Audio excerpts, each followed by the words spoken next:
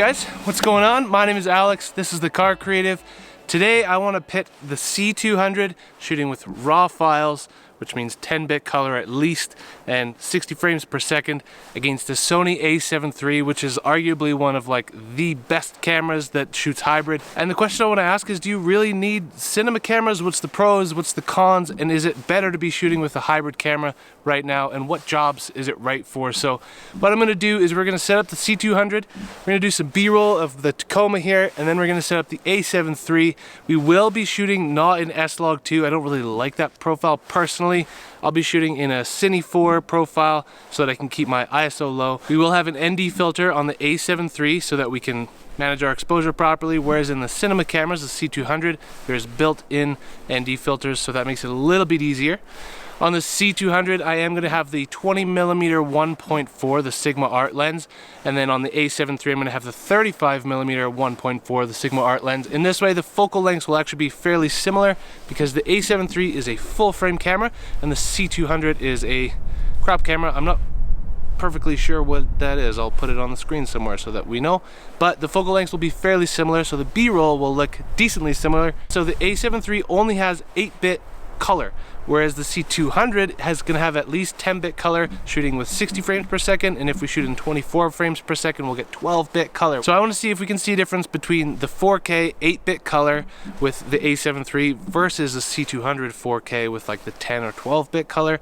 Now, I will be shooting the C200 in 60 frames per second, and to keep the bit rates and the color depths as close as possible, I'm going to shoot the a7 III in 24 frames per second. Once you go any lower than that, the color just starts to degrade, so I'm going to try and give it the fairest fight as I possibly can with the a7 III. And for stabilization, I'm going to have the C200 on the original DJI Ronin, the first one that came out, because it can still handle the weight. Now that thing is heavy, it's hard to maneuver, and I'm going to have the a7 III on the DJI Ronin S, and we're going to see how those differ. So let's dive into the B-roll, guys. First, we're going to shoot with the C200, see what kind of B-roll we can get with that, how well we can manage the gimbal and the heavy camera, and then we're going to dive into the a7 III.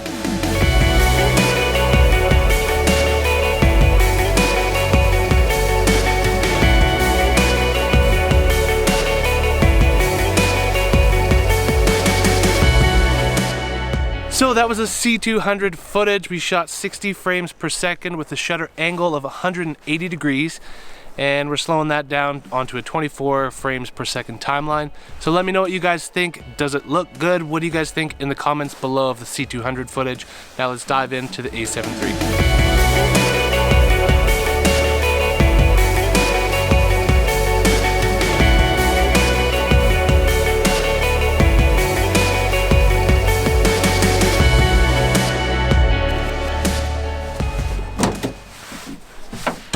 Alright, so there's the a7 III footage, guys. Compared to the C200, I will be honest, shooting with the a7 III is a much more pleasant experience. With the DJI Ronin S, it's just so much more nimble, easier to maneuver. I'm not sure how the 4K will turn out in terms of stabilization. It's a lot harder to stabilize that 24 frames per second footage versus 60 frames per second. You can stretch that stuff out a little bit longer. If I had the C200 with the Easy Rig, you know, that backpack with the extension thing that comes over and holds it for you, it may have been a bit more pleasant out here, but to be honest, it's a bit of a heavy rig, and unless you rig it out really well, it's kind of a bit of a pain to hit the record button and make sure your exposure's on correctly, whereas with the a7 III, you just adjust the ND filter, make sure your exposure's good on your monitor, and you're set to go. It's really quick, really pleasant.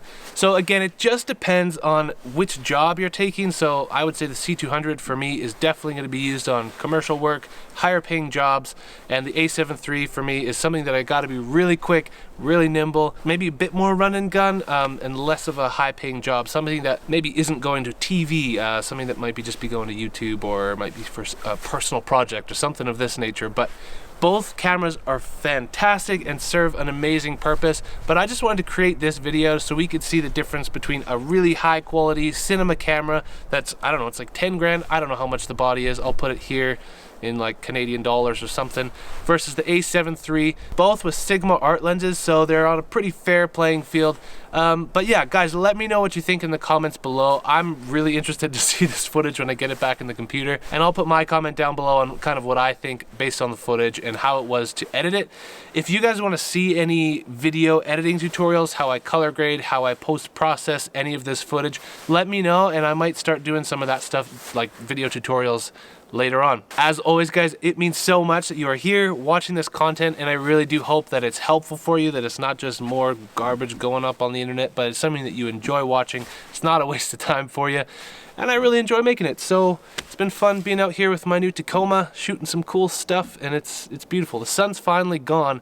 I don't know if you noticed, between the C200 footage and the A7 III footage, the sun was a little bit different, but now we're behind some clouds, so we might get a few more photos and see where this day goes.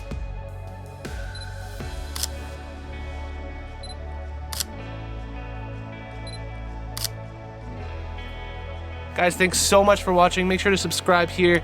Hit that like button if you enjoyed watching this at all. If there's any part that you were like, yeah, that was kind of cool, it means so much to me if you hit that like button. So yeah, thanks so much, guys, and we'll see you in the next one. Peace.